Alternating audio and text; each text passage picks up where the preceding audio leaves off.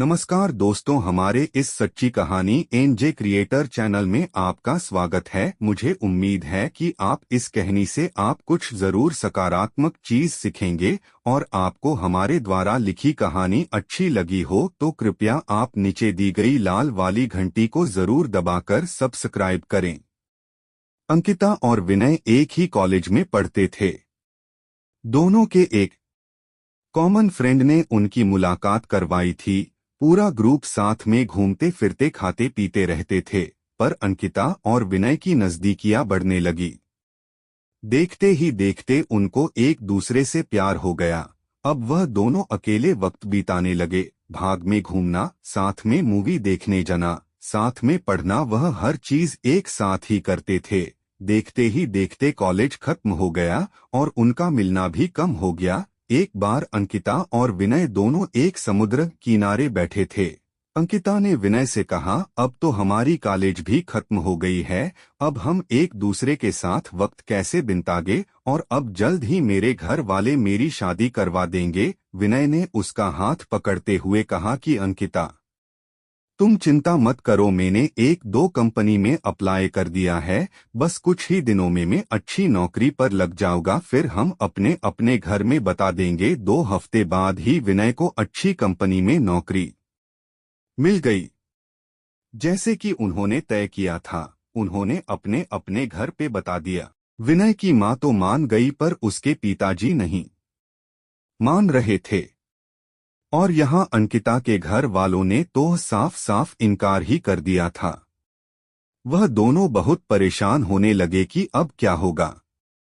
77 कैसे वह अपने घर वालों को मनाएंगे। बहुत दिन हो गए, दोनों का एक दूसरे से बात करना भी कम हो गया था, क्योंकि अंकिता के घर वालों ने उसका फोन ले लिया था और उसके लिए रिश्ता ढूंढ रहे थे। वह कभी कभी अपनी सहेली के घर जाती तभी विनय को फोन कर पाती थी और बस हमेशा यही कहती कि विनय, तुम जल्दी ही कुछ करो वरना मेरी शादी हो जाएगी, मैं तुमसे बहुत प्यार करती हूँ, तुम्हारे बिना नहीं रह पाऊंगी। विनय भी उससे हमेशा आश्वासन देता था, पर उससे भी नहीं समझ रहा था कि वह क्या करे, कैसे अपने घर वालों को मनाए। यही सोचते सोचते वक्त बीतते जा रहा था। दोनों बहुत परेशान रहने लगे। विनय घर पे न कुछ खाता था न ही बात करता था, बस पूरा दिन शांत शांत रहता था। यह देखकर उसकी माँ से रहा नहीं गया और उसने अपने पति को समझाया कि मुझे मेरे बेटी की खुशी से बढ़कर कुछ नहीं है, और अब अगर उसकी शादी होगी तो अंकिता से ही होगी। आप कल ही उसके घर जाके उसके माँ बाप से बात करो। अगले ही दिन विनय के पापा अंकिता के घर गए और अंकिता के माँ बाप से बात की और उन्हें समझाया कि हमारे बच्चों की खुशी में ही हमारी खुशी होगी। मेरा बेटा एक अच्छी कंपनी में काम करता है और उसकी तनख्वाह भी अच्छी है, वह आपकी बेटी को खुश रखेगा। विनय के पिताजी की बात सुनकर अंकिता के माँ बाप मान गए और शादी के लिए राजी हो गए। विनय और अंकिता की शादी धूमधाम से हुई, दोनों बहुत खुश थे। वह अपने हनीमून के लिए शिमला गए। हनीमून से लौटते ही विनय अपने काम पे लग गया। दोनों की जिंदगी हंसी खुशी बीत रही थी। उनकी शादी को अब 2 साल होने वाले थे, पर उन्हें अभी तक बच्चा नहीं हुआ था। घर वाले रिश्तेदार सब लोग अंकिता से हमेशा यही सवाल पूछते थे कि खुशखबरी कभी दे रही हो, पर वह हमेशा मुस्कुराकर बात टाल देती थी। विनय और अंकिता भी बच्चा चाहते थे, पर उन्हें हो नहीं रहा था। बहुत डॉक्टरों को दिखाया, सब टेस्ट भी करवाई, लेकिन कुछ फायदा नहीं हुआ। अंकिता की सास उससे बाबा के पास भी ले गई, पर वहां से भी सिर्फ निराशा ही हाथ आई। अंकिता बहुत परेशान थी, उससे यही चिंता खाए जा रही थी कि वह कभी मां नहीं बन पाएगी। साल बीत गए पर उन्हें अभी तक बच्चा नहीं हुआ।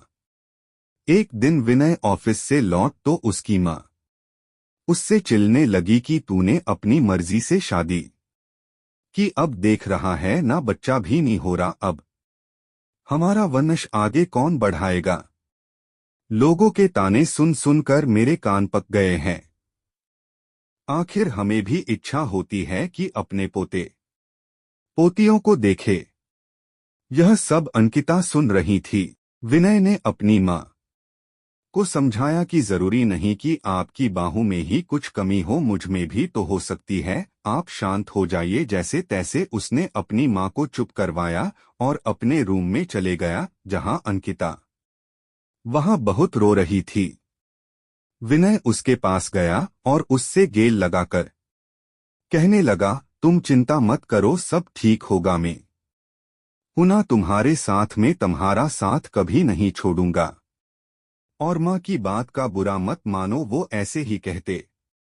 गुस्से में जाने दो, खाना लगा दो, हम साथ में खाते है। अंकिता थोड़ा शांत हुई और खाना लेकर आई। दोनों ने साथ में खाना खाया और सोने लगे। पूरी रात अंकिता यही सोचती रही कि कैसी औरत हूं मैं, जो अपने पति को बच्चा भी नहीं दे पा रही, अपना वंश को आगे नहीं बढ़ा पा रही, कितनी बदनसीब हूं मैं। वह पूरी रात नहीं सोई और बस रोए जा रही थी।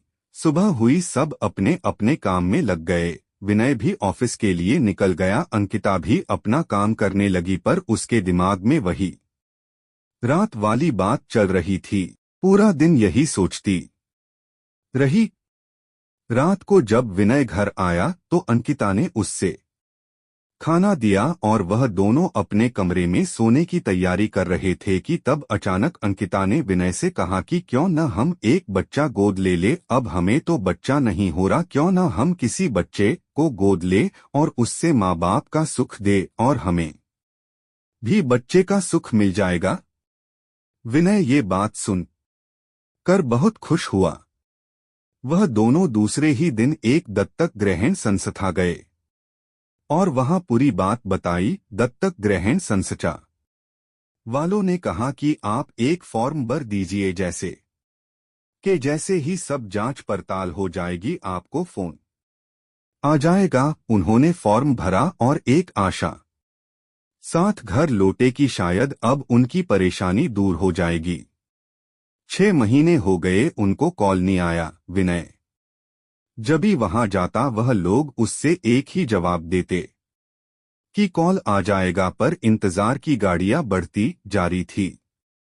अब अंकिता हिम्मत हार चुकी थी, वो पूरी तरह से टूट चुकी थी। विनय भी आखिर कितना उसको समझा पाता, दोनों थक चुके थे। उन्हें अभी कोई उम्मीद ही नहीं रही थी कि वह कभी माँ बाप बन पाएंगे।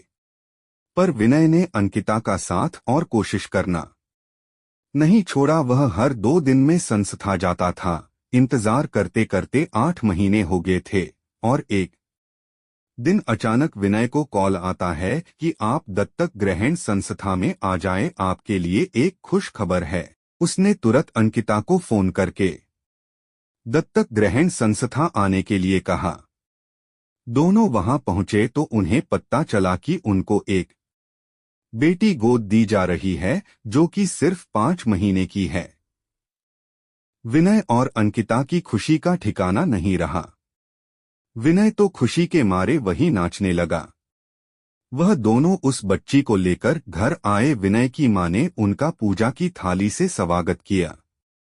उन्होंने उसका नाम किरण रखा, जैसे वह उनकी जिंदगी में आशा की किरण हो। वह सब बहुत खुश थे, आखिर उन्हें अपनी बेटी जो मिल गई थी और वह अच्छे से खुशहाल जिंदगी जीने लगे। बस यही होता है प्यार, जो हर वक्त में तुम्हारा साथ और यकीन दिलाए कि हमारी परेशानियां हमसे छोटी होती है और हमें कभी अपने जिंदगी में उम्मीद नहीं छोड़नी चाहिए। विश्वास हो तो हम सब कुछ पा सकते हैं। तो दोस्तों, आपको ये कहानी कैसी लगी? आप हमें कमेंट बॉक्स में जरूर बताएं।